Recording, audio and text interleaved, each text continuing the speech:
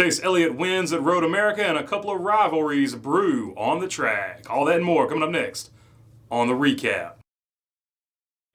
So Chase Elliott wins the first race in 65 years at Road America, and he does it in pretty convincing fashion. The race had a lot of strategy. The track was very technical, so there wasn't a ton of passing, but overall, I feel like it was a pretty good race. The most important thing, I think, that came out of this race was two rivalries that you actually saw on the track, which is kind of rare because in a race car, you don't really see the driver's face or anything, so it's hard to tell if there's a rivalry. The first of those rivalries was, of course, Chase Elliott, the current king of road courses, and Kyle Larson, the current driver who is on the hottest streak right now. When you saw those two guys racing each other, you actually saw how much both of those guys wanted to be the top dog at Hendrick, which brings me to my point.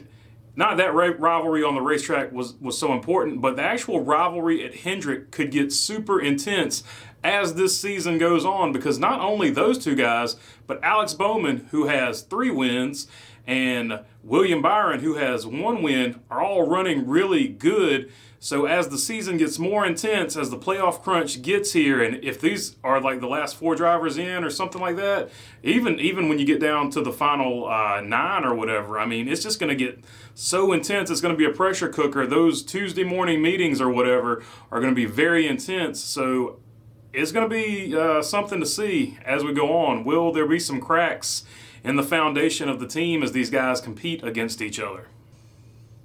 The other rivalry of note in this race was when you saw Austin Cindric and Matt DiBenedetto racing against each other. As far as the race goes, this was a much more interesting particular race. Before Austin Cindric's car broke or whatever, but before that happened, these two were getting after it. They drive for the same team. Matt DiBenedetto is in a contract year. He doesn't know what he's going to do next year.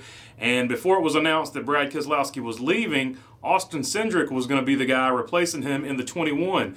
Now, as it stands, things are in flux. But when you saw those two guys racing for the lead, it wasn't just a race for the lead. That was Matt DiBenedetto showing the world that, hey, I'm better than this guy. And that was Austin Cindric showing the world, hey, I'm better than this guy. So those two guys right there were really going at it. And man, it was some great racing, but just what made it even better racing was the story behind it. Just the level of intensity that those two guys were racing each other with, and neither one was given an inch, and they both raced pretty clean.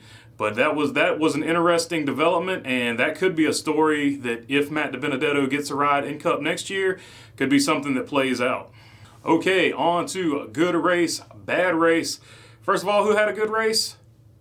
Christopher Bell. I forgot his name last week, so I figured I'd throw the hat on and show my penance to the Christopher Bell fans. Christopher Bell finished the second. This is his best finish that I can remember since Daytona. He started off really good this season, but had lately slipped back. He was actually about to fall out of as far as points-wise, the playoffs. Obviously, he's in because he's got the win. But it was looking sort of bleak there. Okay, Tyler Reddick had a great race. He got 17 bonus points, won a stage, and ended up finishing 8th in the race. So he maxed out, well, not maxed out, but he got a great amount of points for this particular race, and he gave himself a little bit more of a cushion above that cutoff line. Matty D, previously mentioned, he finished 10th in this race. A really great finish for him, and he needed it. He probably is going to need a win to get into the playoffs. But good run for him nonetheless. And also Austin Dillon, not known as a road course racer, got an 11th, and that's got to be the absolute best that dude has ever run at a road course. So good for him and the RCR bunch, getting him and Tyler Reddick basically top 11s there. And finally, Ross Chastain also had a great race. He got 14 bonus points and finished 7th. So he closed the gap. I think he is only 69. Nice.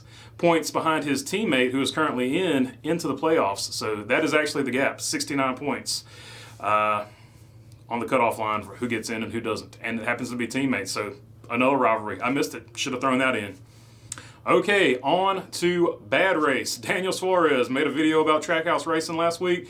This week they come in here and the transmission breaks on basically the first or second lap. Trackhouse I guess I won't make another video about you. I guess I gave you guys bad luck. I don't know. That was bad though. But Daniel Suarez finishes 36th. Ryan Preece, a guy who is racing, not only that team doesn't have a charter, but he's racing for his, I think he's in a contract year too. Doesn't know much about his future. Had a terrible day. They had some type of failure. I don't know what it was, but he pulled off and went into the pits. He ended up finishing 40th.